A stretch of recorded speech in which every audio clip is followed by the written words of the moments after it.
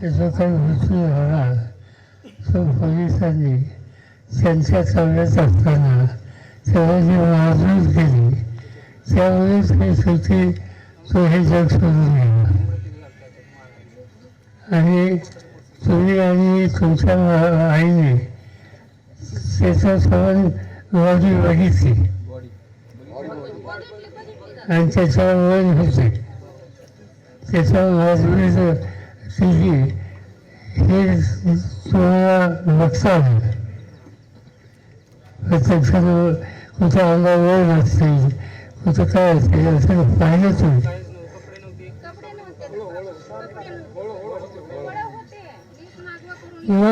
असते ना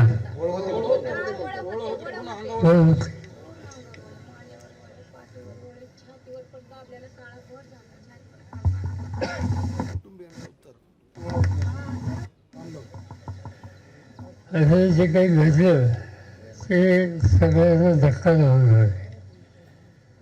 महाराष्ट्राच्या विधानसभेमध्ये सुद्धा अनेकांनी हा फॅमिलीचा प्रश्न मांडला.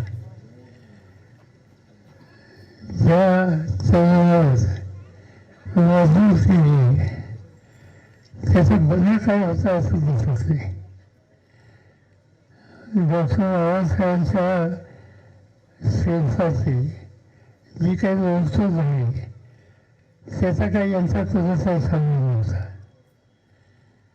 त्याची प्रतिक्रिया होती आणि प्रतिक्रिया म्हणून लोक रस्त्यावर आले तर त्यांना मजबूत करणं हे काही योग्य नव्हतं.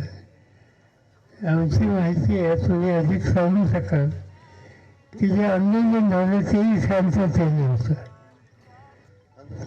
शांततेत होतं आणि त्यामुळे आंदोलन शांततेत असताना या तरुणाला कोणी ऑपरेशनमध्ये त्याला मारलं गेलं आणखीन काय काय गेलं हे जे सरकारने सांगितलं ते न पटल्यामुळे आणि म्हणून आम्ही असं ठरवलं की उगीच वर्तमानपत्रात वाचायचं सांगण्यावर लक्ष द्यायचं त्याऐवजी परमिनीला जावं आणि कुटुंबातल्या लोकांना भेटून त्यांची खरी वस्तुस्थिती समजून घ्यावी.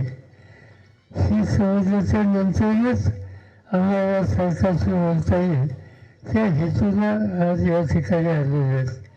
आणि जी काही माहिती तुम्ही दिली ती माहिती दिल्याच्या नंतर एक निष्पापणा काही भूमिका घेऊन रस्त्यावर आला असेल इतरांच्या बरोबर तर त्याला या पद्धतीनं वाजवून करणं आणि शेवटी त्याला मृत्यूला सामोरं जाण्याचा प्रश्न मांडण्यात ही अतिशय गंभीर बाब आहे. ही माहिती आता तुमच्याकडून आम्हाला समजली. आम्ही राज्य सरकारची जाऊन भेटू. तुमचं जे काही म्हणणं आहे हे सगळ्यांच्या समोर तुम्ही आणलं ते योग्य ठिकाणी आम्ही पोचू आणि जे कोणी जबाबदार असतील त्यांच्यावर सक्त कारवाई या ठिकाणी झाली पाहिजे. ही जी कुटुंबाची मागणी आहे ती मागणीसुद्धा राज्य सरकारकडे पोचवणं ही आमची जबाबदारी राहील आणि ती काळजी आम्ही घेऊ. दुर्दैवानं गेल्यावर बंधनपर्यंत येऊ शकत नाही. तुम्ही आज आपल्या करता मुलगा दुर्दैवानं पोलिसी अत्याचारामुळे आज आपल्याला गेलेलं आहे. हे दुःख तुम्हाला सोसणं हे काही सोपी गोष्ट नाही पण दुर्दैवानं हे घडलेलं आहे. याचं बाहेर कसं काढायचं याचा विचार कुटुंबाने असून आणि हितचिंतकांनी असून केलं पाहिजे. पण तुमची ही मागणी आहे की जबाबदार लोकांच्याबद्दलची जी काही काळजी घ्यायची खबरदारी घ्यायची कायदेशीर तरतूद करायची याकडं आम्हाला सगळ्यांचं लक्ष राहील एवढंच या ठिकाणी सांगतो. लोकशाही मराठी ऐका, पहा, जागरूक रहा.